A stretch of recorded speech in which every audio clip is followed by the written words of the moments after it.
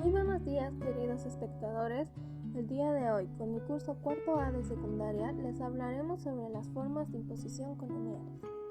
En primer lugar, debemos entender que el orden colonial se establece a partir de 1569 con el adviento del gobierno del virrey Francisco de Toledo en Perú, durante el reinado de Felipe II.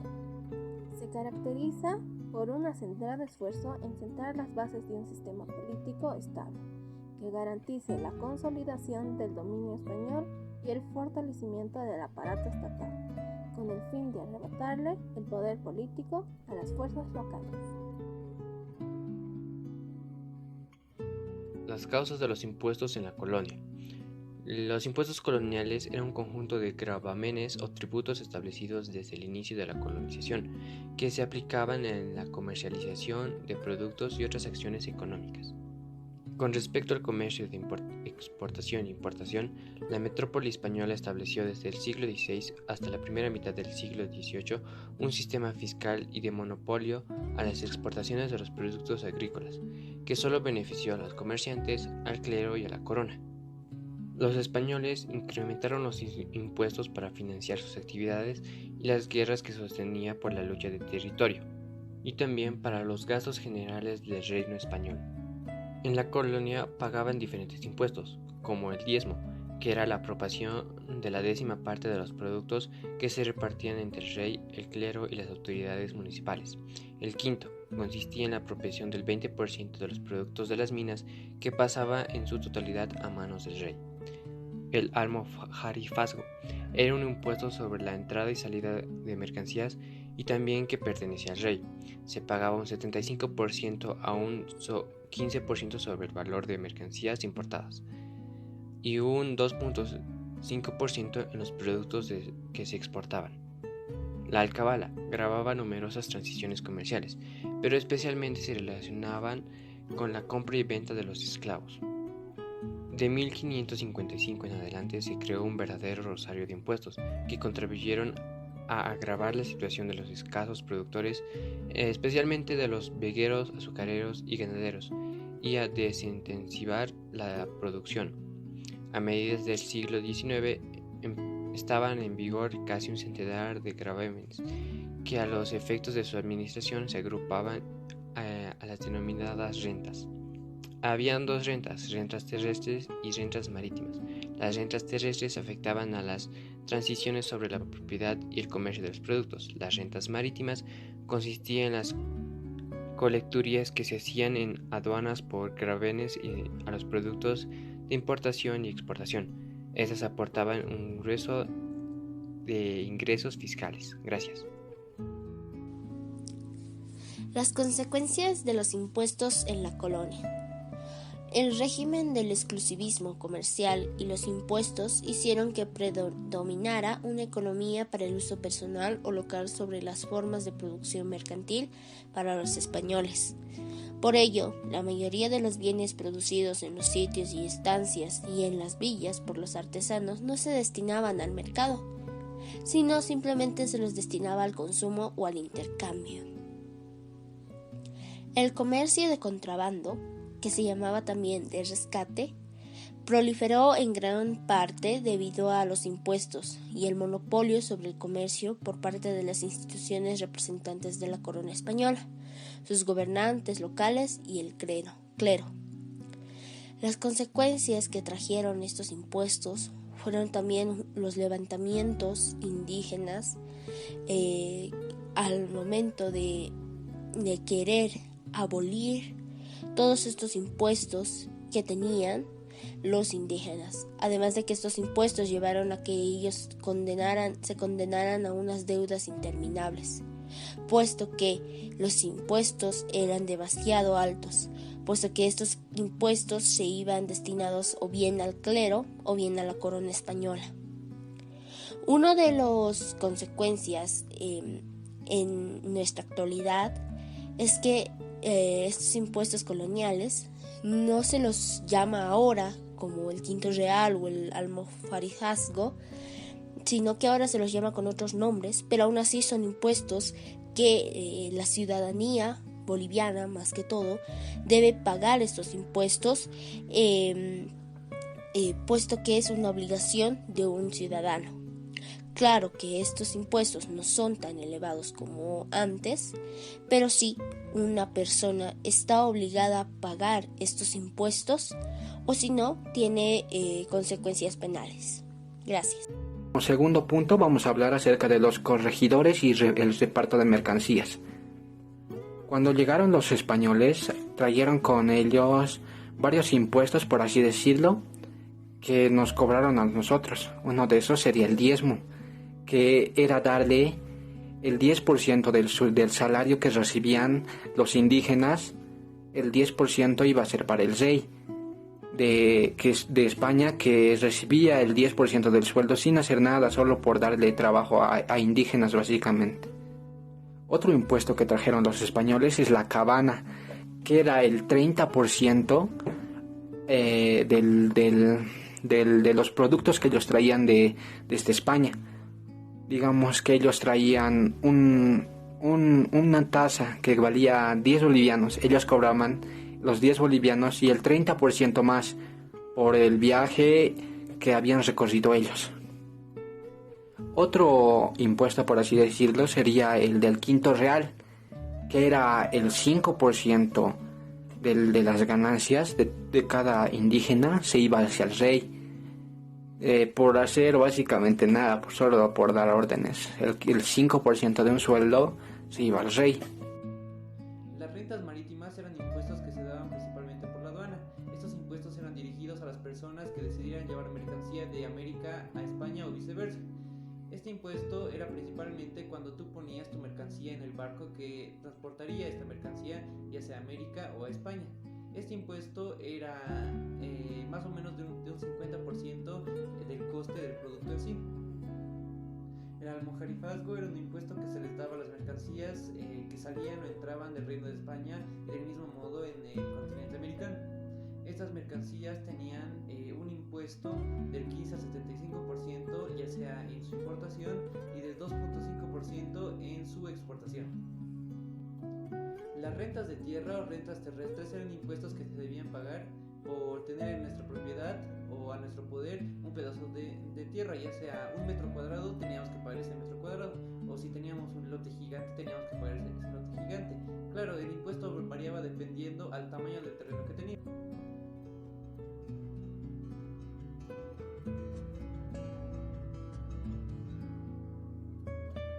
La vestimenta de la época colonial se caracteriza por recibir una influencia directa de la moda europea del siglo XV, XVI y XVII, a través de los conquistadores y colonizadores que se trasladaron a América.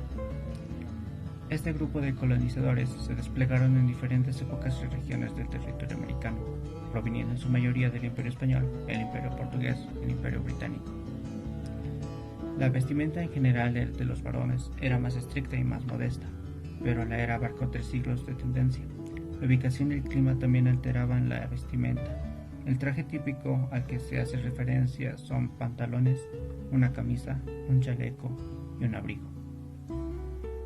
Las damas solían usar faldas anchas y largas, blusas de encaje o lino. Era frecuente en el estilo español. Los abanicos, mantillas, sombrillas y zapatos con hebillas de plata. Para afinar la cintura usaban corsé. En la misa cubrían sus cabezas con mantillas de encaje.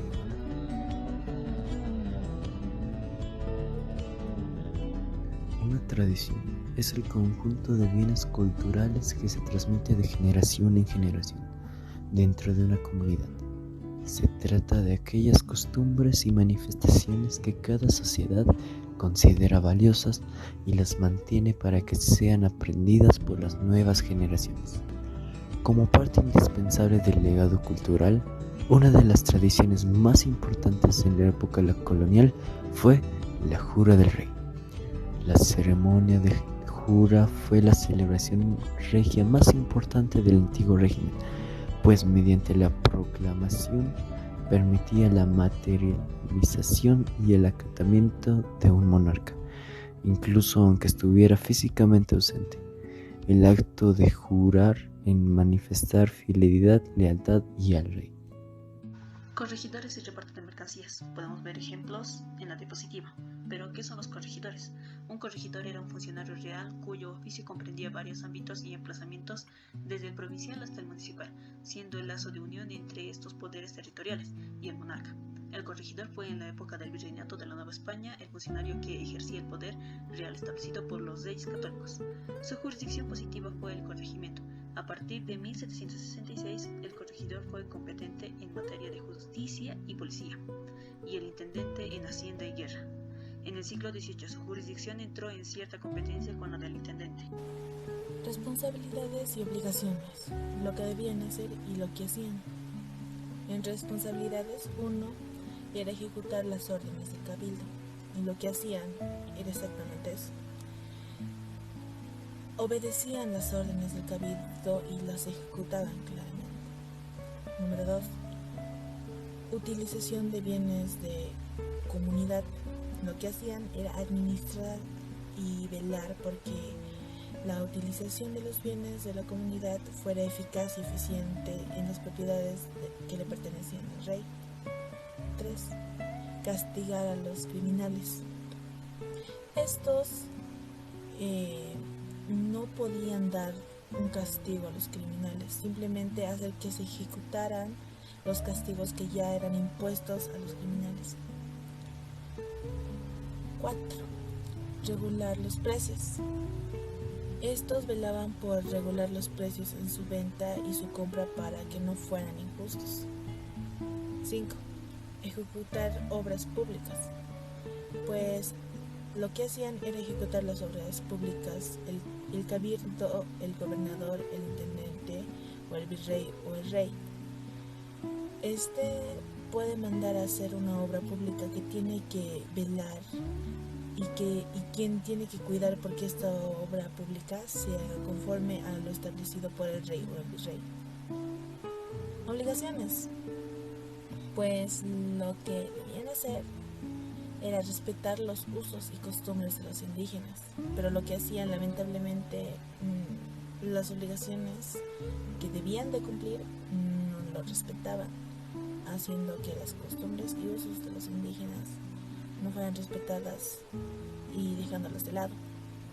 2. No podían obligar a vender productos a menor precio, pues lo que hacían los corregidores hacían que los productos de los indígenas se vendieran a un precio muy injustos y desvalorizado, haciendo que no haya ganancia para los indígenas. 3. Evitar el mal uso de las tierras de los indígenas.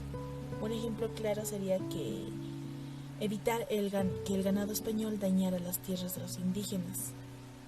Por ejemplo, el ganado español puede comer pasto de las tierras de los indígenas, o también puede comer una de las cosechas ya realizadas de los indígenas, echando a perder la cosecha. Otra injusticia que hacían los corregidores, en vez de evitar el mal uso de las tierras, era que se apropiaban de ellas ilegalmente, haciendo que los indígenas pierdan sus tierras. 4. Repartimiento forzoso de mercancías a los indígenas. Lo que hacían los corregidores y estaban obligados a vender mercancías a los naturales, o también conocidos indígenas, para que estos pues pudieran utilizar y llevar a cabo sus vidas como una vida hispana.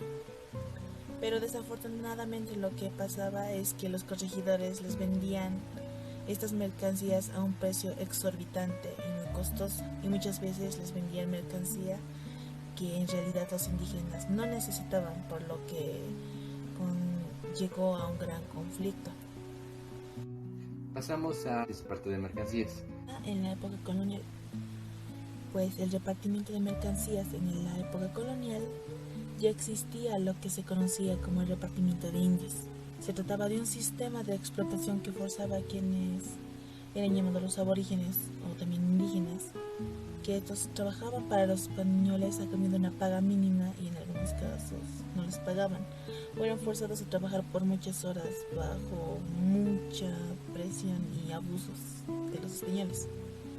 Y en algunos casos estos incluso salían y regresaban muertos, ya que esos trabajadores eran explotados y sometidos a muchos abusos. Los conquistadores distribuían la mano de obra, en este caso los indígenas, ya entre los dueños de las explotaciones, ya sea en la etapa terrícola como en las minas, eran obligados a obedecer a sus patrones o también, en otras palabras, a sus amos, que finalizada la temporada de trabajo eran enviados de vuelta a sus reducciones hasta una nueva temporada, ya que volvían a salir para ir a trabajar al servicio de los españoles. Desde finales ya del siglo XVI hasta principios del siglo XIX fue efectivo el repartimiento de indios, pero la que vino y reemplazó o había sustituido la economía que había sido establecida fue Cristóbal Colón, cuando llegó en el año 1492 a América. O sea, con lo que estableció las encomiendas, y luego de eso, en el siglo XVI, fueron con el nombre de repartimientos. Actualmente, el reparto de mercancías es la distribución de mercancía del proceso logístico que se encarga de transportar las mercancías de un lugar a otro. Por lo general se refiere al transporte que la empresa realiza para entregar el producto a su consumidor final. El servicio personal de indios durante la colonia, por una parte, se convirtió en una costumbre para una serie de diferentes quehaceres domésticos en las haciendas o estancias. En este sentido, existía una variedad de prestación de servicio personal, pero los más recurrentes siempre fueron el ponguaje y el comunalismo. El ponguaje era un servicio doméstico que los arrendatarios indios y campesinos estaban obligados a dar gratuitamente, trabajando las tierras del patrón y además aportando herramientas, semillas e incluso animales de tiro. Su retribución era poder vivir en una parcela de tierra y beneficiarse con un pequeño porcentaje que solo les permitía subsistir con un pequeño porcentaje de la producción. La tierra ya era vendida incluyendo los animales y los pongos, así llamados estos esclavos. En mayo de 1945, el primer Congreso Indigenal de Bolivia se decretó la abolición del ponguaje y de todas las formas de prestación gratuita de trabajo en el campo. El gamonalismo. El gamonalismo es una forma de caciquismo cuyo poder e influencia se fundan en la propiedad de la tierra. El gamonal es el hacendado adinerado, patrón de muchos peones que ejercen una influencia política y económica abusiva en su comarca. El gamonal otorga protección a sus incondicionales, concede cargos y canonjías a los que le sirven y trata de arruinar a quienes discuten su autoridad o contradicen sus designios. El gamonalismo suele ser un caciquismo rural y primitivo, ya que se mantiene por influencia del dinero y por medio de las amenazas. Trata de controlar el destino político de su comunidad y para eso se pone al servicio de los gobernantes, cualquiera que sea ideología de ellos, y obtiene una cuota de poder local. El sincretismo religioso y cultural como forma de imposición y resistencia. ¿Qué es? El sincretismo es un término empleado en antropología cultural y en estudios de religión comparada para referirse a la hibridación o amalgama de dos o más tradiciones culturales. Comúnmente se entiende que estas uniones no guardan una coherencia sustancial. También se utiliza en alusión a la cultura o a la religión para resaltar su carácter de fusión y asimilación de elementos diferentes. Según un texto de Plutarco, los cretenses solían dejar a un lado sus diferencias en periodos de guerra para luchar juntos, y fue precisamente esta tendencia a unirse lo que toma la palabra sincretismo. Se trata de un suceso cultural por el cual dos sociedades distintas acaban por compartir o unir dos o más rasgos de origen diferente. El sincretismo religioso. Si nos centramos en el sincretismo religioso, es un proceso normalmente espontáneo provocado por el intercambio cultural de los distintos pueblos. Este fenómeno suele producirse en situaciones de conflicto, en los que la unión de ambos cultos, contradictoria en muchos sentidos pero aceptada por sus seguidores y siendo el producto resultante respetuoso para ambos credos, surge como un intento de crear un ámbito de armonía en el que las dos culturas puedan convivir. Este proceso no suele ser fruto de un diálogo ni de una negociación, sino que se produce a fuerza de dos culturas distintas que se encuentren frente a frente y, en lugar de intentar imponerse, acaben por asimilar la existencia de ambas religiones en un solo espacio común. El sincretismo cultural. Cuando hablamos del sincretismo, y más concretamente del sincretismo cultural, nos referimos esencialmente a un proceso de mezcla de culturas que puede darse mediante la hibridación o el mestizaje entre dos o más de ellas. Dicho de otra manera, este fenómeno se refiere a la mezcolanza que pueden experimentar cuando dos culturas se encuentran, sin que una se imponga sobre la otra. En términos generales, se refiere básicamente a cómo se produjo la mezcla entre Europa, sobre todo España y Portugal, y el Nuevo Mundo, América. Sincretismo en Bolivia. Como ejemplos concretos de sincretismo son los cultos a la Pachamama combinados con la adoración de la Virgen de Copacabana, la Virgen de Urcupiña, la Virgen de Socavón o el Señor Jesús del Gran Poder. Como otro ejemplo de sincretismo en Bolivia es el carnaval, la cual es una de las tradiciones más antiguas del mundo, y desde sus inicios esta celebración estuvo relacionada a la agricultura, fenómenos espirituales y astronómicos, que se representaban a través de la danza, música y el desorden. En nuestro país, hasta antes de la llegada de los españoles, esta celebración estaba relacionada a la fertilidad de la tierra. Con la llegada de los españoles, esta celebración adquirió una connotación festiva caracterizada por el sincretismo cultural y religioso, logrando fusionar las tradiciones andinas con las del Nuevo Mundo. El cuadro comparativo es un resumen de las investigaciones que hemos realizado, entre ellos están los indígenas y los españoles. La religión en los indígenas eran que brindaban culto a los animales, a las fuerzas de la naturaleza, a los astros como el sol, la luna, el agua y las tormentas. La mayoría de las comunidades representaban las expresiones espirituales sin importar sus creencias a los demás pueblos como verdad única. Por otro lado, los españoles eran evangelizadores y buscaban traer el mensaje del cristianismo a extrañas y lejanas tierras que por voluntad de Dios habían sido descubiertas. La institución de la historia es la Iglesia Cristiana y Católica. Las costumbres de los indígenas eran que consumían peyote, yague y la coca como connotación sagrada. El chamán entraba en contacto con el más allá para conocer los designios de la naturaleza. Los conquistadores europeos tenían la idea de llevar a cabo su doctrina llevando a los sometidos a la fe